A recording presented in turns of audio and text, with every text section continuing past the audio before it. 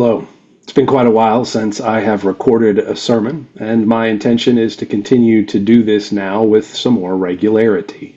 This week I decided to pick things up and see where we're going. This lectionary passage this week is from the Gospel of Mark in the 5th chapter. So let's take a moment now and listen to what the passage has to say. When Jesus crossed again in the boat to the other side, a great crowd gathered around him, and he was by the sea.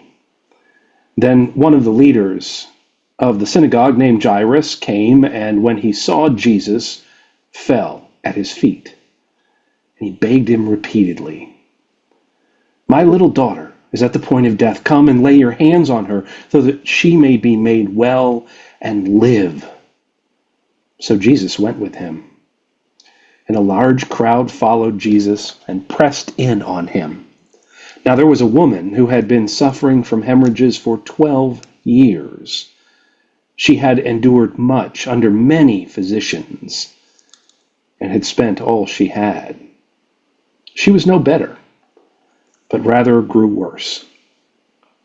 She had heard about Jesus and came up behind him in the crowd and touched his cloak, for she said, "If I but touch his clothes, I will be made well." Immediately her hemorrhage stopped, and she felt in her body that she was healed of her disease. Immediately aware that power had gone forth from him, Jesus turned about in the crowd and said, "Who touched my clothes?" And his disciples said to him, "You see the crowd pressing in on you. How can you say, 'Who touched me?'" Jesus looked around to see who had done it. But the woman, knowing what had happened to her, came in fear and trembling, fell down before him, and told him the whole truth. He said to her, "Daughter, your faith has made you well. Go in peace and be healed of your disease." While Jesus was still speaking, some people came from the leader's house to say, "Your daughter is dead. Why trouble the teacher any further?" But overhearing what they had said, Jesus said to the leader of the synagogue, "Do not fear, only believe." He allowed no one to follow him except Peter, James, and John, the brother of James. When they had come to the house of the leader of the synagogue, he saw a commotion, people weeping and wailing loudly. When he had entered, he said to them, "Why do you make a commotion and weep? The child's not dead, but sleeping." And they laughed at him. Then Jesus put them all outside and took the child's father and mother and those who were with him, and they went in to where the child was. He took her by the hand and said to her, "Talitha cum," which means, "Little girl, get up." And immediately the girl got up and began to walk about. She was 12 years of age. At this they were overcome with amazement. Jesus strictly ordered them that no one should know this, and told them to give her something to eat. This is the word of the Lord. Thanks be to God. The passage begins, crossing again from the other side.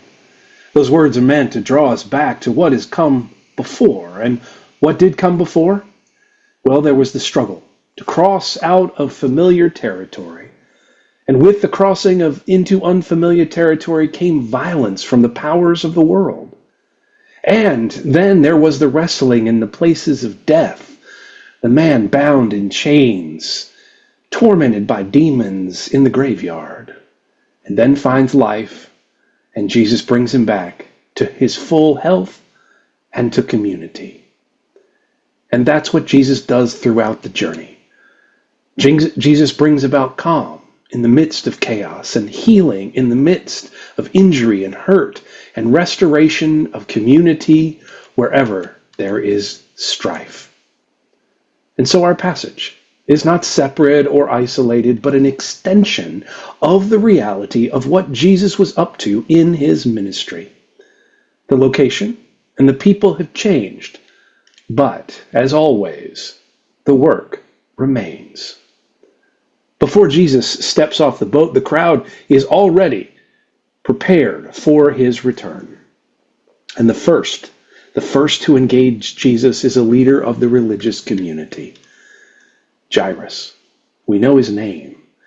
And while Jairus occupies a position of power and privilege, he is there to beg repeatedly for the healing of his daughter. He kneels before Jesus. He shows deference. And who would have not, in the same situation, done the same begging for the life of their own child? But here's the thing. For Jairus, prostrating himself in front of Jesus puts him at some risk in doing so. After all, this upstart teacher Jesus has already shown to be a bit of a troublemaker. But despite this, Jairus goes anyway to beg for his daughter's life in front of the entire community. And as they're on the way, then there is another, this time in need of healing for themselves. But we don't get their name. Only a woman who's been suffering from hemorrhaging. For 12 years, she has struggled at the healthcare system, spent all she had, and nothing has worked. She's desperate. She's desperate to find her health again. But because of the social systems, she was not welcome to come and kneel before Jesus. She had to work her way to get close just to touch Jesus' cloak, for she thought if I could just touch his cloak that the suffering might be over. So she worked her way into the crowd, hoping that no one would know. And then she touches Jesus' cloak, and her whole life changes. But not just her health, something bigger. You see, Jesus noticed that something had happened, and instead of leaving well enough alone and hurrying to save the young daughter, Jesus decides this is a time to stop and make sure everyone sees what is happening. Who is it that touched my cloak? Who touched me? Strange, after all, as the disciples say, Jesus, everyone is touching you. But only one in that group had her health changed. And so she comes forward, terrified, in fear and trembling, falls to her knees and shares everything. The suffering, the bleeding, the lack of health, the desperation, a plea for mercy, the number of physicians who have taken all of her money and left her no better. And here Jesus says, after hearing her story, your faith has made you well.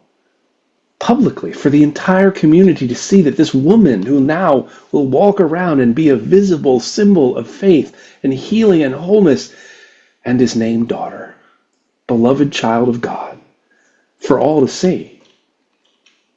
But in that moment of celebration, the news comes. Jairus, your daughter is dead. But Jesus says, do not fear. Have faith.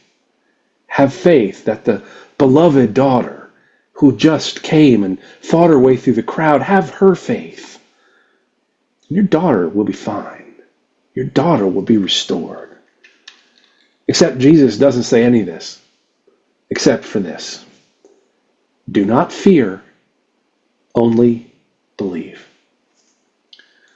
When Jesus finally arrives on the scene, he asks why there's all the commotion, why the weeping and wailing, because he says very clearly, she's only sleeping, and they laugh at him.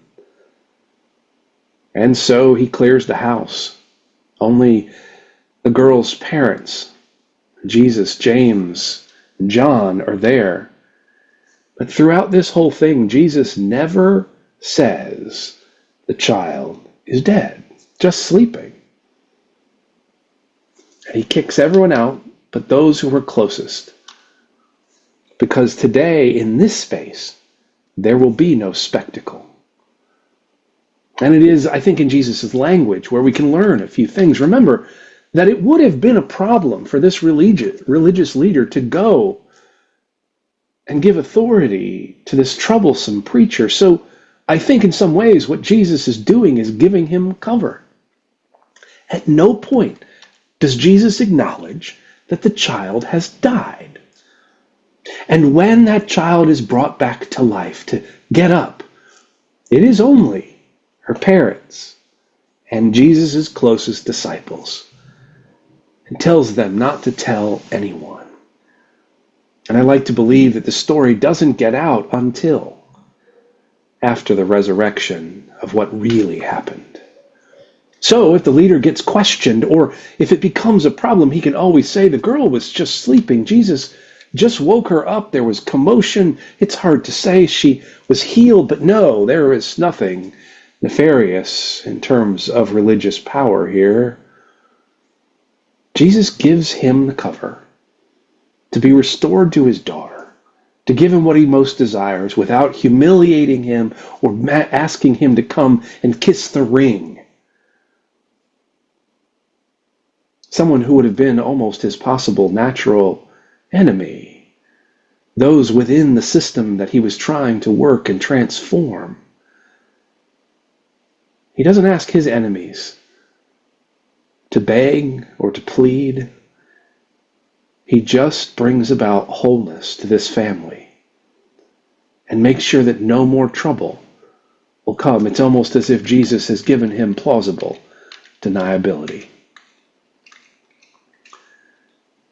And in the same way, sort of upside down, Jesus takes this woman who's been struggling for 12 years in obscurity and not only brought healing to her body, she now is walking proof of the power of God. But more than that, she's a walking example of faithfulness.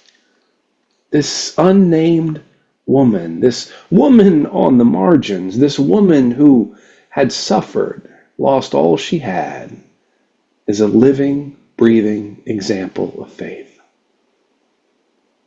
It's a pretty radical story, after all, in our own time. This is just not how our world works. We demand spectacle. We want spectacles with lies upon lies and flash. Substance doesn't matter. What actually matters is just being loud and boisterous, and that's what we want. Jesus refuses that throughout his ministry. That is not, and never will be, the way of Jesus, nor Jesus' followers. Jesus refuses the spectacle. He could have used this as an opportunity to bring about all of these people to see the power that he truly had, and instead refuses to use this little girl and to use this man and his family and focus on real healing and wholeness. And the truth is, real healing and wholeness doesn't seem to be something we value in our own time either. The truth is, if you are sick, you can find healing if you have money and good health care.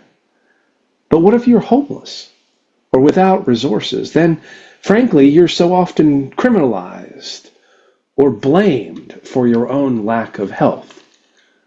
After all, we're told we're in the midst of an obesity epidemic. So people go to the doctor, if they are even able to afford to, and told their health will be better if they just lose weight. So what happens when our food supply is at risk? Or much of what is cheap and available for many simply contributes to the lack of health in and of itself. And then we blame people for a problem that is in fact systemic, and we leave people to their own devices. Like this woman who spent everything she had and now have hundreds of thousands of dollars in medical debt and is still sick. At least she would be if she lived in our time. I wonder if the doctor told her to lose weight, move on to the next patient, instead of taking into consideration what part of the system might in fact be making her sick. And it is systems in our own time that are making more and more people sick every day. How did we get there? You might be wondering. To healthcare through this passage. Pretty easy if you asked me these days. After all, some might say, well, Pastor, this passage is about faith. It's about faith and about having more faith. Yes, it is about faith, but it is about expanding the definition of faith. Each of these, the daughter, the woman, needed healing. And it is Jesus' power that heals. Even though he says to this woman, it is your faith, Jesus is helping her in community be restored by telling the community it was her faith. She is a woman of faith, but Jesus knows it was his power because it flowed from him. She did not take it. It was a gift of God, but she moved toward it. Both of these women needed healing, but so much more. And here's the thing. If the church or the followers of Jesus say, what you just need is more faith and everything will be better, but then not take into account the 6 systems in which we find ourselves, then we too is given up the responsibility to be part of the healing of the world, or ourselves, or our communities. This is what following Jesus is about. There is so much in our world that needs change and healing and hope. And frankly, that can feel overwhelming. But the truth is, we can't do everything, and neither are we called to do everything. But we can do something. And to do that over our lives, we need other people. So if you are seeing this, I hope that you have a community of people that nurture you, support you, and maybe are even part of your healing in the many 6 systems in which we live. Working together, supporting one another. Maybe not in large spectacle ways, sometimes in quiet caverns where only a few are there, but healing comes. But if you don't have one of those, I'd be happy to help you find one. Don't hesitate to reach out. Because here's the thing. Your witness is needed, and you need other people. Your gifts are needed, and other people need your gifts, just like you need theirs. You matter. You are loved. Don't let anyone convince you otherwise. Until next time, be safe, and God bless.